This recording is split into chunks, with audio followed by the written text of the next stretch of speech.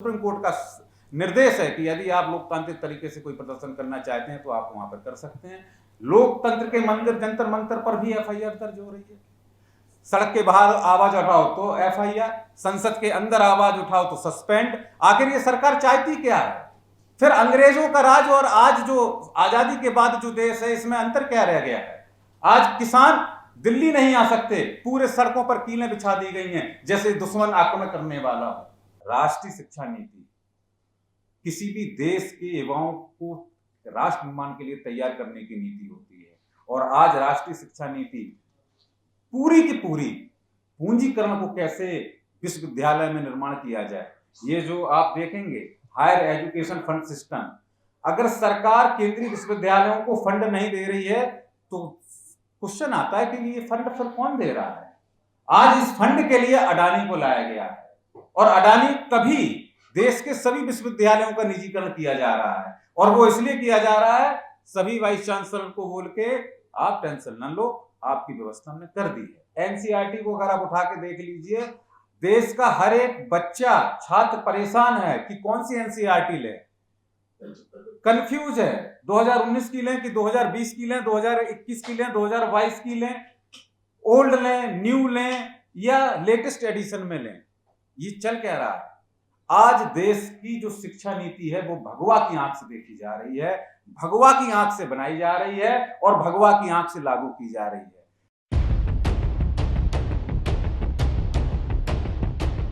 हम लोगों ने पहला सवाल यही रखा कि क्या ये जो लगातार एनईपी के जरिए फीस वृद्धि पूरे कैंपसेस में है, इसको आप सही मानते हैं, नहीं मानते हैं? हाँ, सही मानते हैं या नहीं मानते हैं? दूसरा सवाल हमने पूछा कि जिस तरह से हम लगातार देख रहे हैं कि मानव से लेकर के एससी एसटी ओबीसी को मिलने वाले जो भी स्कॉलरशिप थे स्कूल के अंदर, उसको बंद किया गया और भी कई सारे यूनिवर्सिटी के अंदर इसमें स्कॉलरशिप को बंद किया जा रहा है। हमने अभी ही देखा कि यूजीसी का फंड कट हुआ है और 60% का फंड कट हुआ है। यूजीसी से फंड खींच लिए जा रहे हैं और लगातार जिसका प्रभाव हम कैंपस में देख रहे हैं फीस वृद्धि के रूप में या यूजीसी से मिलने वाले स्कॉलरशिप के रूप में, वो हमें दिख रहा है कि वो कट रहा है। तो हमने दूसरा सवाल पूछा कि क्या ये नीति सही है या नहीं है।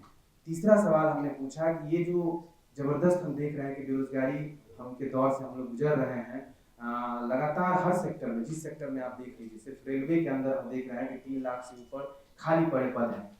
हम देख रहे हैं कि अभी 18 के सेशन में रेलवे के अंदर लाखों पोस्ट को खत्म कर दिया गया, उस पर भर्ती करने के बजाय उसको खत्म कर दिया गया और उस खत्म होने के बाद भी 3 लाख से ज्यादा खाली पोस्ट पड़े हुए हैं। इसी तरह लगातार ऐसे सम्मान के साथ रोजगार के जो सेक्टर है उसमें खाली पड़े पद हैं और सरकार इस पर बहाली नहीं कर रही है। और 2 करोड़ का रोजगार का वादा मोदी सरकार का ही था।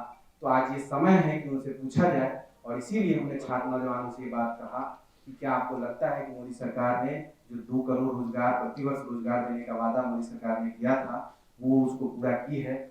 तो उस पर एक रिजल्ट है। तो 3 सवाल हमने पूछे थे और लगभग 1,95,000 प्लस लोगों ने वोट डाला और उसमें 50 से ज्यादा यूनिवर्सिटी में वोट डाला गया। जैसे वोट की तरह हम लोगों ने बूथ लगा करके यूनिवर्सिटी के बाहर, कॉलेज के बाहर हम लोगों ने एक जगह पे एक बार बूथ लगाया। उसमें जो रिजल्ट आए हैं वो साफ साफ चौंकाने वाले हैं और जो इस दौर की हकीकत को बयां करते हैं। और उसमें पहले सवाल में मुझे लगता है कि पहले सवाल में इस नीति को खारिज करता हुआ 88% स्टूडेंट ने, 88% लोगों ने जो फीस वृद्धि है उसको खारिज किया है ऑल इंडिया लेवल पे।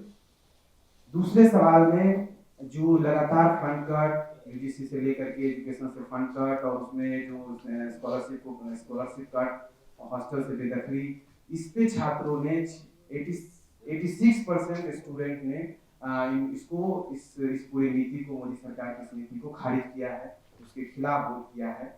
और तीसरा जो सवाल था रोजगार से जुड़ा हुआ, उस पे 91% स्टूडेंट यूथ ने साफ साफ कहा है कि मोदी सरकार ने 2 करोड़ रोजगार का वादा पूरा नहीं किया है और उस पर सवाल होना चाहिए आने वाले चुनाव में। तो ये पूरा एक ओवरऑल ऑल इंडिया लेवल का डेटा हम लोग रखा। बाकी यूनिवर्सिटी लेवल पे भी हम लोगों ने लगाया है सारे यूनिवर्सिटी का लगभग, और हमारे पास डॉक्यूमेंट भी है, हम देंगे। उसमें प्रमुख यूनिवर्सिटी जैसे दिल्ली में हम लोग हैं तो दिल्ली विश्वविद्यालय में हमने लगभग 13,000 स्टूडेंट वोटिंग में शामिल हुए और उसमें पहले सवाल पे 92% स्टूडेंट जो है मोदी सरकार के फीस वृद्धि के खिलाफ खड़े हैं। दूसरे सवाल पे जो स्कॉलरशिप और फंड कट के सवाल हैं उस पे 88% स्टूडेंट DU के स्टूडेंट मोदी सरकार की इस नीति के इस पॉलिसी के खिलाफ खड़े हैं। और रोजगार के सवाल पे जो हमने तीसरा सवाल पूछा उसमें 91% स्टूडेंट इस नीति के खिलाफ है और ये कह रहा है कि मोदी सरकार के जो वादे थे 2 करोड़ प्रति वर्ष का वो उसको पूरा नहीं किया। तो इसी तरह से हमने तमाम यूनिवर्सिटी का एक आंकड़ा है, हम सब साथियों को मुहैया कराएंगे और इसके साथ ही मुझे लगता है कि आगे हम लोग इस पूरे अभियान पे और बातचीत के लिए और दूसरा हम लोग इस रिलीज के साथ साथ हम लोगों ने अभी जो भी संगठन इसमें शामिल हो रहे हैं उनके बीच भी बातचीत किया कि आने वाले 28 फरवरी को जो 28 फरवरी है उस 28 फरवरी को पूरे देश भर से हम लोग चलो दिल्ली यंग इंडिया रैली ये इसका एक आह्वान हम लोग यहाँ से कर रहे हैं और इसको हम लोग और आगे बढ़ाएंगे। अब मैं CYSS के नेशनल कोऑर्डिनेटर अनुराग से चाहूँगा कि अपनी बात रखें।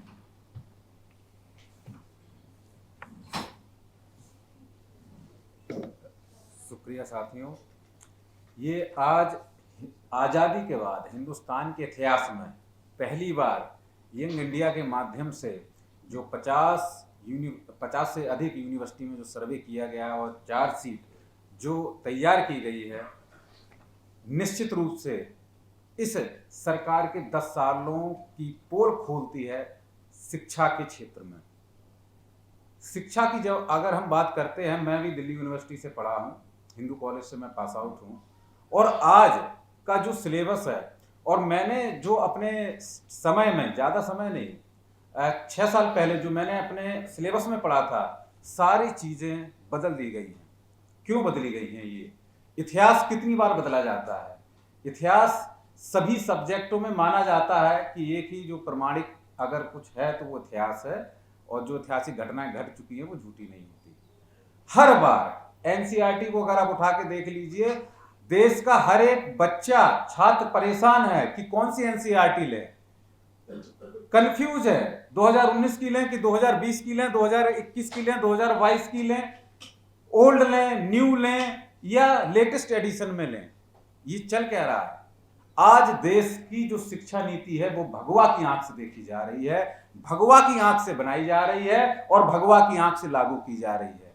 इसमें जितने भी इस भगवा के चक्र में, इस भगवा के फ्रेम में जितने भी प्रोफेसर आ जाते हैं उनके विचारों को मर दिया जाता है और बाकी चाहे वो किसी भी कौम का, चाहे वो किसी भी विचारधारा का जो प्रोफेसर रहा है, जिसने इतिहास को अपने 60 साल के अनुभव के बाद लिखा है और जितने भी हमारे ऐतिहासिक ग्रंथ हैं उन सबको आज जो है लाइब्रेरी के कोने कोने में डाल दिया गया है।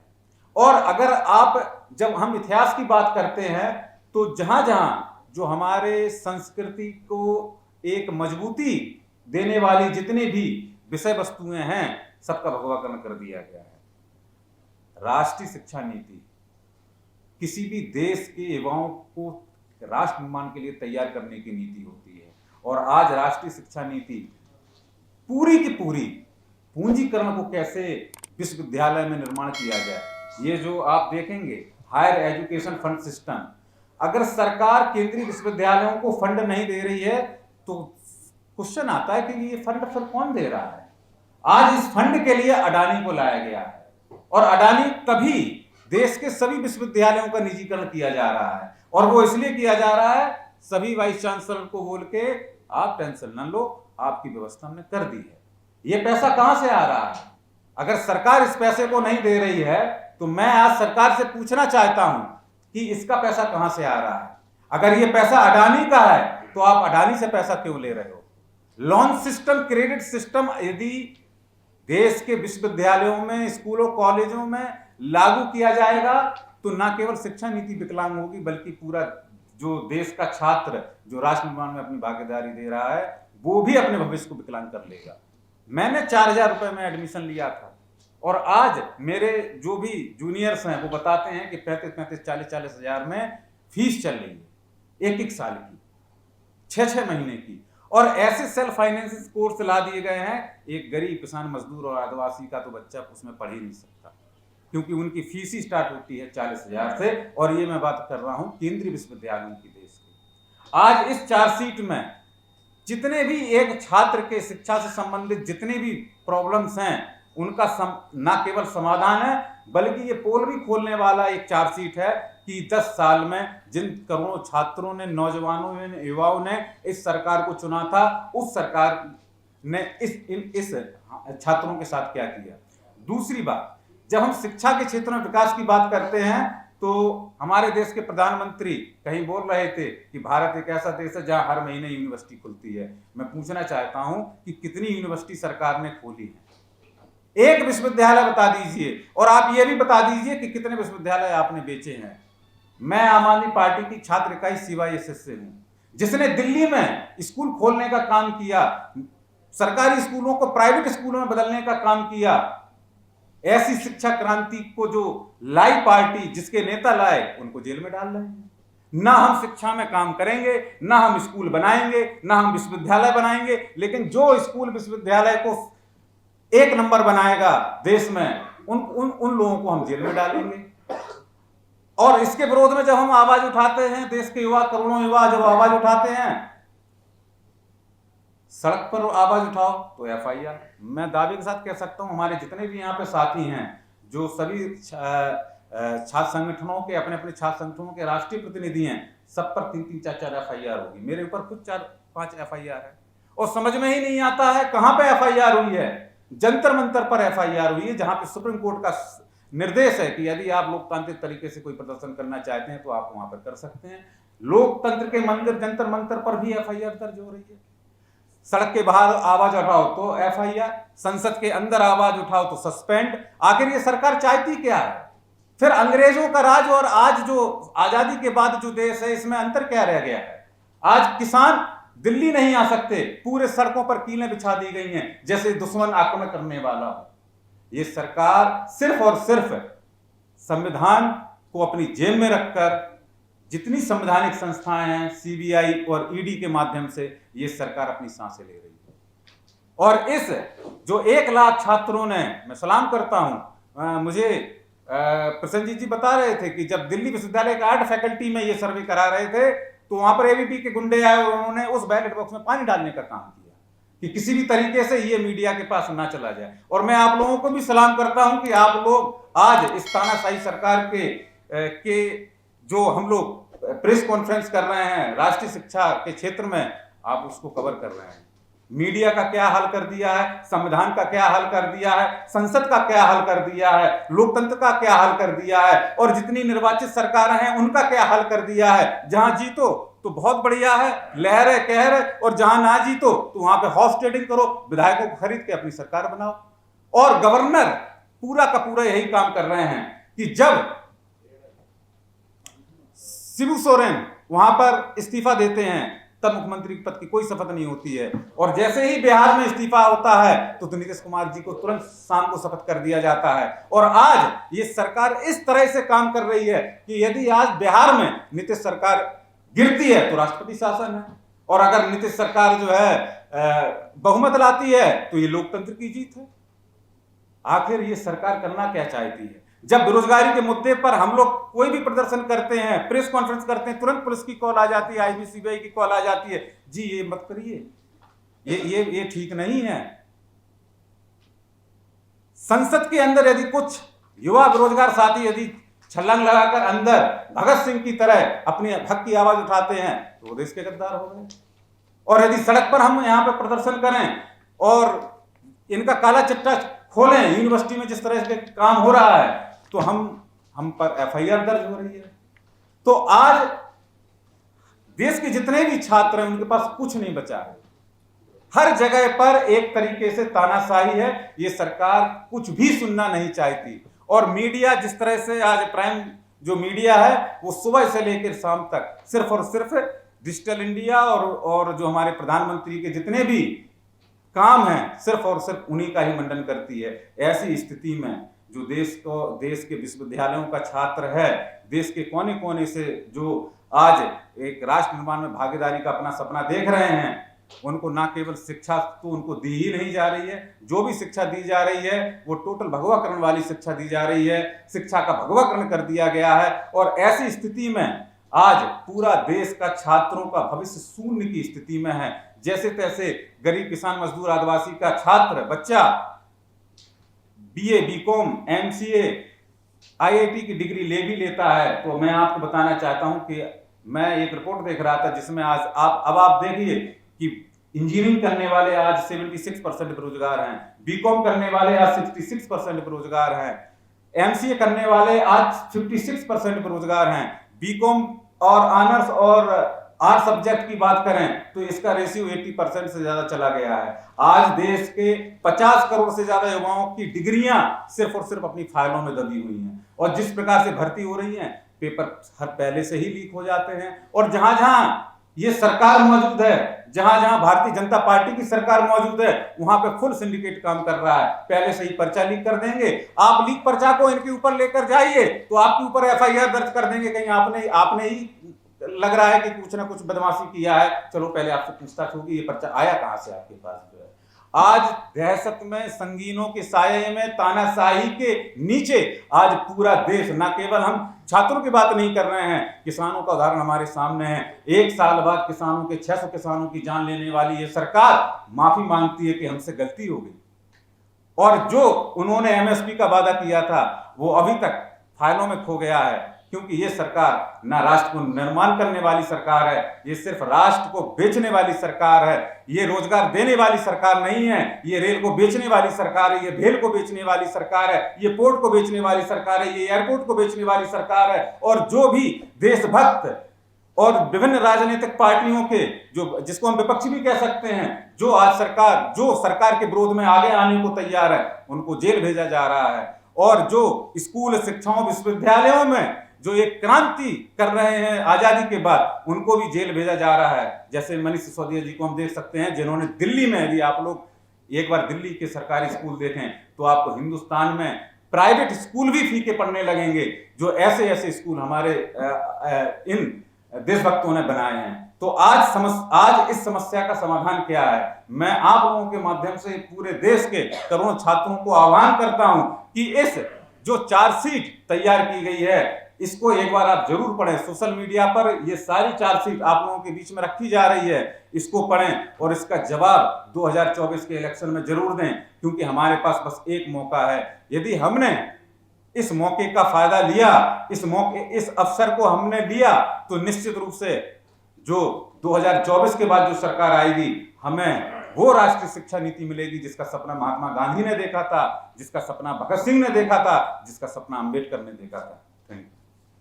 मैं छात्र सभा से विजय जी को आमंत्रित करूंगा, राष्ट्रीय उपाध्यक्ष विजय जी, छात्र सभा। जैसे यहाँ पे हम सभी अलग अलग संगठन से सभी लोग इकट्ठा हुए हैं, तो हम लोग का एक क्लियर एजेंडा है कि हम लोग यहाँ पे एजुकेशन का जो इशू है उस पर इकट्ठा हुए हैं, और ये प्रेस कॉन्फ्रेंस है जिसमें हमारा क्या प्लान है और हम किन चीज़ों के साथ आए हैं, ये क्लियर बात करनी है।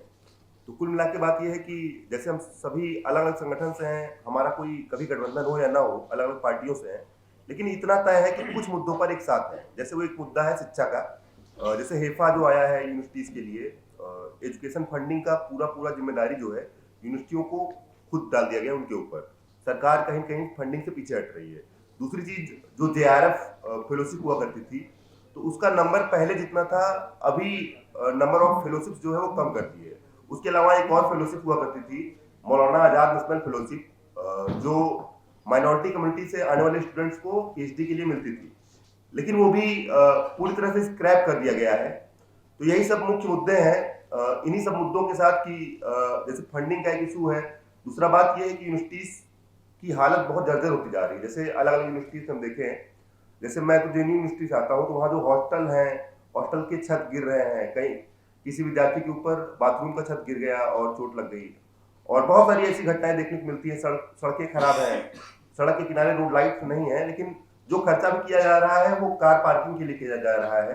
ऐसा प्रोडक्टिव उसमें नहीं किया जा रहा है कि जहाँ पे स्टूडेंट्स के काम आ सके। जैसे लाइब्रेरी में किताबें, जेएनयू की बात करें तो वहाँ पे तो कई सालों से कोई किताब नहीं आई है, डीयू का भी लगभग ऐसा ही हाल होगा, तो सभी लाइब्रेरीज की भी हालत ऐसी है। तो कुल मिला के यंग इंडिया का आइडिया यही है।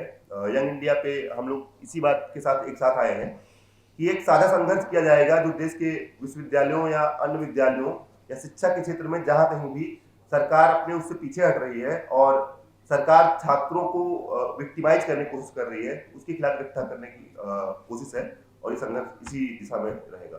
धन्यवाद। साथियों, आज हम लोगों ने संयुक्त रूप से इस गवर्नमेंट के ऊपर चार्जशीट रिलीज किया है और निश्चित रूप से अभी जो देश चुनाव में जाएगा 1-1.5 महीना बाद, उस चुनाव में हम लोग देश के नौजवान, देश के विद्यार्थी इनको सजा भी सुनाएंगे। जिस तरीके से देश में हमने देखा पिछले 10 साल के मोदी सरकार के शासन में नौकरियां तो नहीं मिली और ऊपर से कह लीजिए तो नौकरियों के अवसर जो मौजूद थे, मतलब नौकरियों की संभावनाओं को भी सरकार ने खत्म कर दिया। एक इंस्टीट्यूट में आप देखें 3-3 लाख पद खाली हैं और ये किसी को बार ये सरकार ने खुद स्वीकार किया है। रेलवे में 3 लाख पद खाली हैं और कई लाख पदों को खत्म कर दिया गया।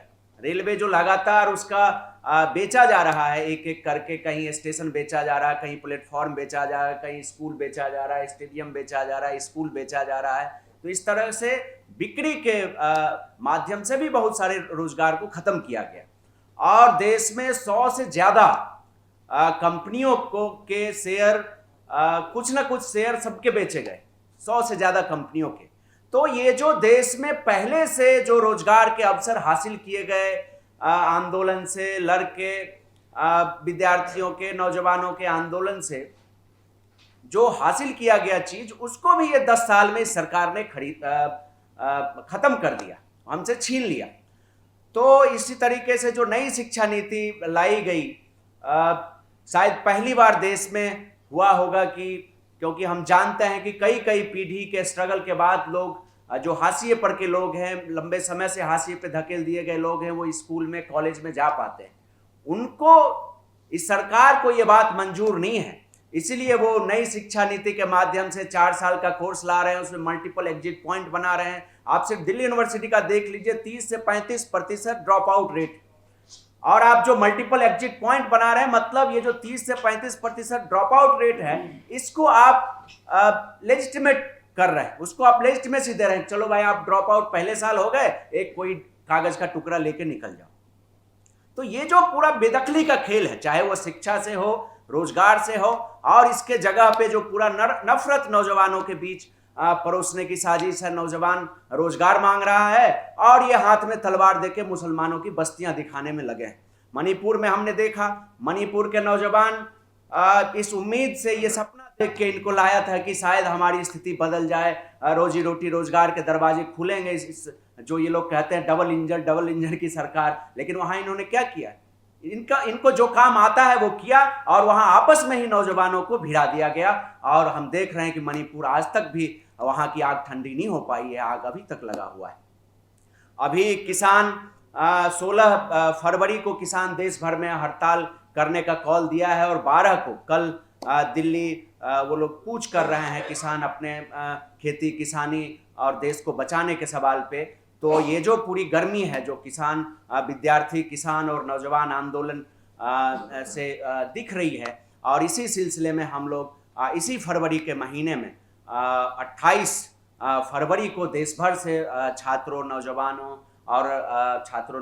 के आंदोलन के प्रतिनिधियों को लेकर दिल्ली में एक हम बड़ी गैदरिंग करेंगे और इस सरकार को संदेश देंगे। इसके साथ साथ हम लोग 18 और 19 फरवरी को संडे और मंडे को हम लोग जैसे विश्वविद्यालयों में 50 से ज़्यादा विश्वविद्यालयों में जिस तरीके से रेफरेंडम हुआ, यंग इंडिया रेफरेंडम, इसी तरीके से हम लोग 18-19 फरवरी को हम लोग 100 100 जिलों में, देश के 100 जिलों में नौजवानों की तरफ से हम लोग इस रेफरेंडम को आयोजित करेंगे और 28 फरवरी को पूरी तादाद में, पूरी ताकत लगा के हम लोग दिल्ली की तरफ आएंगे और ये देश भर में जो भी आंदोलन है, चाहे वो किसानों का हो, नौजवानों का हो, विद्यार्थियों का हो, महिलाओं का हो, दलितों आदिवासियों का हो, इन सारे आंदोलनों की एकता को लेके हम जो हमने आज चार्जशीट जारी किया है उस पे हम चुनाव में उनको जरूर सजा सुनाएंगे। बहुत बहुत शुक्रिया।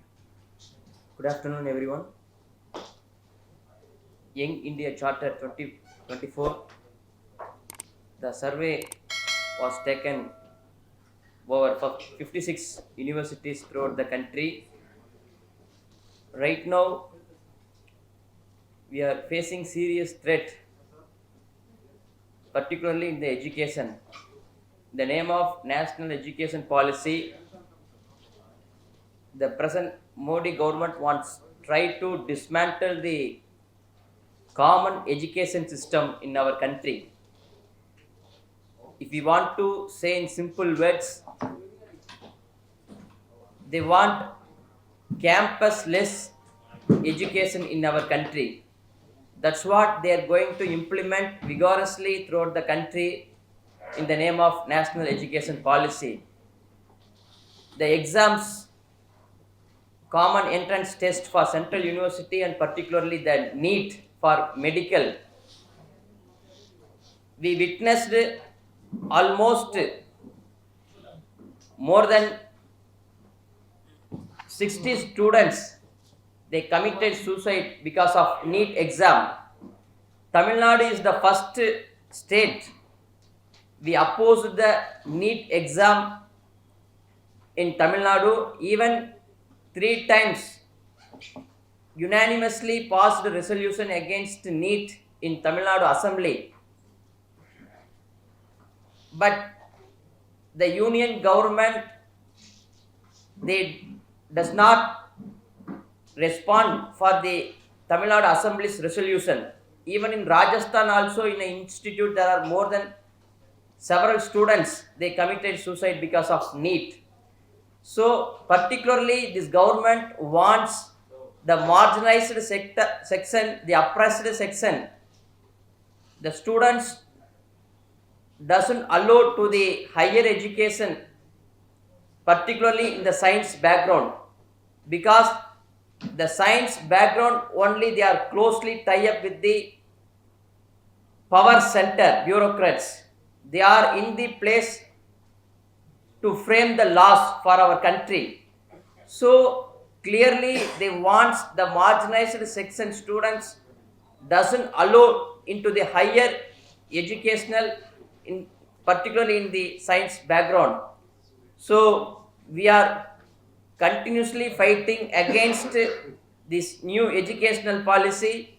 If it is implemented completely, already most of the states, particularly BJP ruling states, they have implemented. Non-BJP states like Tamil Nadu, they are constitute a body to frame state education policy. After that, Karnataka, they also form a committee to frame state education policy. So we demand to roll back the NEET and CUT and NEP, and also in this charter of demand for employment, the public sector, all the main issues facing by the young generation in our country, that are the demands placed before the students across the country. They answered for this question. So this is the true scenario in our country. So we seek the supports from all over the section in our country for this Young India Charter. Thank you. Already the charge sheet of the past 10 years of Modi government is published here. So for past 10 years, the culprits are ruling our India. So it is the time for the punishment. So the upcoming 2024 election will be the punishment for this Modi government. The students of India will punish them. The entire Indian people will punish them. That we know that for past 10 years, the entire education system of India is being manipulating by the Modi government. In education system, we can say they are implementing commercialization, communalization, and decentralization. Many of my friends had already told about that. So it's the duty of student to resist this. So for that, we are organizing different campaigns there. On behalf of that, the Sing India campaign is going on there. For past 9 years, the students is protesting against this draconian rule of thumb. So not only they are centralizing, they only are communalizing or commercializing. They are not aware about the common students or the mind of the common people. They are implementing exclusion policy. They don't want to include all the oppressed, all the people, or all other students in the education system. Their entire perspective is the perspective of exclusion policy. So because of that, they are implementing the national education policy. It is entirely, when we are going through it, it is a 100% exclusion policy of education system of India. Not only in this case, they are rewriting the history of India. Now, Mahatma Gandhi is now expelling from the education system, and the Godse is coming to our education system. They are saying Savarkar is the national hero of India, but Bhagat Singh is not. So, in all aspects, they are manipulating the education system of India. They are working for the corporate and for the communal people or for the RSS people. So, it's our duty. There is a Chilean poem that it says that people united shall always be victorious. So, we are interchanging that line. So even though the people is uniting against this Modi, draconian rule of Modi, the students of India is uniting against this draconian policy of the Modi government, of the RSS policy. So it will be victorious in coming days. Thank you.